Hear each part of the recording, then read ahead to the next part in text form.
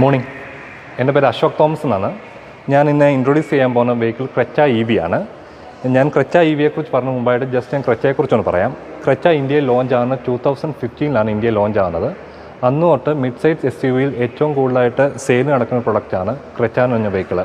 ഇപ്പം നിലവിൽ ക്രെറ്റയിൽ നമുക്ക് പെട്രോളിലും ഡീസലിലും അവൈലബിൾ ആണ്. അതുകൂടാതെ ഇപ്പം EVയും കൂടെ കമ്പനി ഇപ്പം പുതുതായിട്ട് ലോഞ്ച് ആയിട്ടുണ്ട് 2020. ക്രെറ്റ EVയെക്കുറിച്ച് പറയുകയാണെങ്കിൽ നമുക്ക് ഫ്രണ്ട് സൈഡിൽ നിന്ന് വരുമ്പോൾ കണക്റ്റഡ് DRLs ആണ് കമ്പനിയിൽ ഇൻട്രൊഡ്യൂസ് ചെയ്തേക്കുന്നത്. അത് കൂടാതെ ഫ്രണ്ട് ക്യാം വരുന്നുണ്ട്. ഓൾറെഡി വെഹിക്കിൾസിന് വരുന്നത് 360 ക്യാമറയാണ് വരുന്നത്. അത് കൂടാതെ ഇതിൻ്റെ ഗ്രില്ല് വരുമ്പോൾ ഫിക്സഡ് ഗ്രിൽസ്, ഗ്രാഫിക് ഗ്രിൽസ് ആണ് കമ്പനി യൂസ് ചെയ്തേക്കുന്നത്. അതുകൂടാതെ ആക്റ്റീവ് എയർ ഫ്ലാപ്സ് കമ്പനിയിൽ നിന്ന് കൊടുത്തിട്ടുണ്ട്. അതുകൂടാതെ നമുക്ക് ചാർജിങ് പോർട്ട് ഫ്രണ്ട് സൈഡിൽ തന്നെയാണ് വരുന്നത്.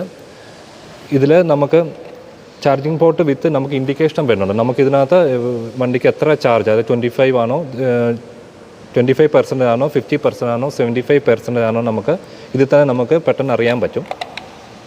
നമുക്ക് വെഹിക്കിളിൻ്റെ സൈഡിലോട്ട് വരുമ്പോൾ കമ്പനി ഇൻട്രൊഡ്യൂസ് ചെയ്യുന്നത് 17 ഇഞ്ച് ടയറാണ് കൊടുത്തേക്കുന്നത്. അതുകൂടാതെ ഇതിൻ്റെ അലോയ്സ് വരുമ്പോൾ എയറോ അലോയ്സ് ആണ് കമ്പനി യൂസ് ചെയ്തേക്കുന്നത് ഇലക്ട്രിക് വെഹിക്കിൾസിന്. മിറേഴ്സിൽ തന്നെ ഇൻഡിക്കേറ്റർ കൊടുത്തിട്ടുണ്ട്. ബൈക്കിന് വരുമ്പോൾ കമ്പനി ഇന്ന് സൺഷെയ്ഡ് കൊടുത്തിട്ടുണ്ട്. അതുകൂടാതെ ഇതിൻ്റെ സീറ്റ്സ് വരുമ്പോൾ 60-40 സ്പ്ലിറ്റ് ഔട്ട് സീറ്റ്സ് ആണ് കൊടുത്തേക്കുന്നത്. റിയർ AC വെൻസ് വരുന്നുണ്ട്. അതുകൂടാതെ തന്നെ നമുക്ക് ചാർജിങ് ഓപ്ഷൻസ്, അതായത് നമുക്ക് മൊബൈൽ ചാർജ് ചെയ്യാനുള്ള ഓപ്ഷൻസ് കമ്പനി ബൈക്കിൽ തന്നെ കൊടുത്തിട്ടുണ്ട്. പിന്നെ അഡ്ജസ്റ്റബിൾ ഹെഡ് റെസ്റ്റ് കാര്യങ്ങൾ വരുന്നുണ്ട്. വിത്ത് നമുക്ക് സെൻട്രൽ ആംറെസ്റ്റ് ഉൾപ്പെടെയാണ് വരുന്നത്. അതുപോലെ വെഹിക്കിളിൻ്റെ ബാക്കിലേക്ക് വരുമ്പോൾ റിയർ വൈപ്പർ ഇൻട്രൊഡ്യൂസ് ചെയ്തിട്ടുണ്ട്. ഫോഗേഴ്സ് വരുന്നുണ്ട്. ഷാർക്കിൻ ആൻറ്റിനയാണ് വരുന്നത്. അതുപോലെ കണക്ടർ ടെയിൽ ലാംപ്സ് ആണ് കമ്പനിയിൽ നിന്ന് ഇൻട്രൊഡ്യൂസ് ചെയ്തേക്കുന്നത്. പിന്നെ ഈ വെഹിക്കിളിൻ്റെ ബൂട്ട് സ്പേസ് വരുമ്പോൾ 433 ആണ് ബൂട്ട് സ്പേസ് വരുന്നത്.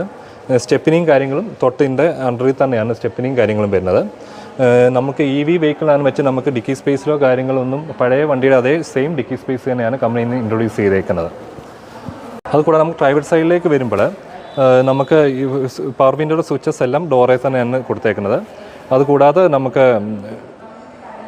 സൈഡ് മിറേഴ്സ് അഡ്ജസ്റ്റ് ചെയ്യാനുള്ള സ്വിച്ചസ് കാര്യങ്ങൾ തൊട്ടുണ്ട്.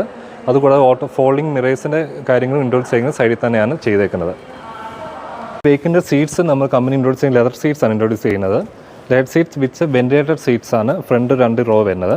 അതുപോലെ നമുക്കിത് 8-way അഡ്ജസ്റ്റബിൾ സീറ്റ്സ് ആണ് കമ്പനിയിൽ നിന്ന് ഇൻട്രൊഡ്യൂസ് ചെയ്തേക്കുന്നത്. നമുക്ക് ഇന്ത്യയിലേക്ക് ഡ്രൈവർ സൈഡിലേക്ക് വരുവാണെങ്കിൽ ഇതിൻ്റെ സ്റ്റിയറിംഗ് വരുന്നതിന് ടിൽറ്റ് ആൻഡ് ടെലിസ്കോപ്പിക് സ്റ്റിയറിംഗ് ആണ് വരുന്നത്. അതുകൂടാതെ നമ്മുടെ വണ്ടിയുടെ മോഡ്സ്, അതായത് ഡ്രൈവ് മോഡ്സ്, ന്യൂട്രൽ, റിവേഴ്സ്, ഇതെല്ലാം നമുക്ക് ഈ റൈറ്റ് സൈഡിൽ തന്നെയാണ് കമ്പനി ഈ വെഹിക്കിളിന് ഇൻട്രൊഡ്യൂസ് ചെയ്തേക്കുന്നത്. അതുകൂടാതെ നമുക്കിൻ്റെ മോഡുണ്ട് എക്കോ, സ്പോർട്ട്, നോർമൽ. ഈ നമുക്ക് മോഡ്സും വരുന്നത് ലെഫ്റ്റ് സൈഡിലാണ്. ഈ സൈഡിൽ തന്നെയാണ് കമ്പനിയിൽ നിന്ന് ചെയ്തേക്കുന്നത്. പിന്നെ പാർക്ക് ബ്രേക്ക് വരുന്നത് ലെഫ്റ്റ് സൈഡാണ്. ഓട്ടോ ഹോൾഡും ലെഫ്റ്റ് സൈഡിൽ തന്നെ വരുന്നുണ്ട്. പിന്നെ ഇതിൻ്റെ AC വരുന്നത് ഡ്യുവൽ സോൺ AC ആണ് വരുന്നത്.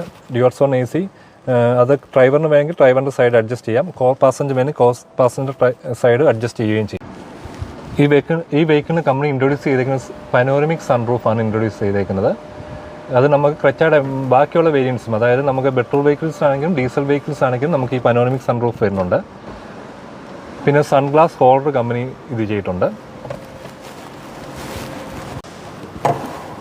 ഇത് കൂടാതെ നമ്മളെ EV വെഹിക്കിൾസ് മാത്രമായിട്ട് ഇവിടെ ഒരു സ്പേസ് കമ്പനി, ഫ്രണ്ട് സ്പേസിനാണ് കമ്പനി എന്ന് പറയുന്നത്. ഒരു 22 ലിറ്ററാണ് ഇതിൻ്റെ ഫ്രണ്ട് സ്പേസ് വരുന്നത്. ഇതിൻ്റെ അണ്ടറിലാണ് നമുക്ക് മോട്ടറും കാര്യങ്ങളും വരുന്നത്. പാക്കിലാണ് വരുന്നത്. ഒരു 42 കിലോവാട്ട് ബാറ്ററി പാക്കും ഒരു 51.4 കിലോവാട്ട് ബാറ്ററി പാക്കുമാണ് അവൈലബിൾ ആകുന്നത്. ഇതിൽ 42.4 കിലോവാട്ട് വരുമ്പോൾ അറൗണ്ട് നമുക്ക് 390 റേഞ്ചാണ് കമ്പനി അവകാശപ്പെടുന്നത്. ലോങ് റേഞ്ച് വരുമ്പോൾ 52.4 വരുമ്പോൾ അറൗണ്ട് നമുക്ക് 473 കിലോമീറ്റർ റേഞ്ചാണ് കമ്പനി എന്ന് പറയുന്നത്. അതുകൂടാതെ ഇതിനൊരു പോർട്ടബിൾ ചാർജർ വരുന്നുണ്ട്. അതുകൂടാതെ ഒരു വോൾട്ട് ചാർജറോട് ഇതും കമ്പനി കൊടുക്കുന്നുണ്ട്.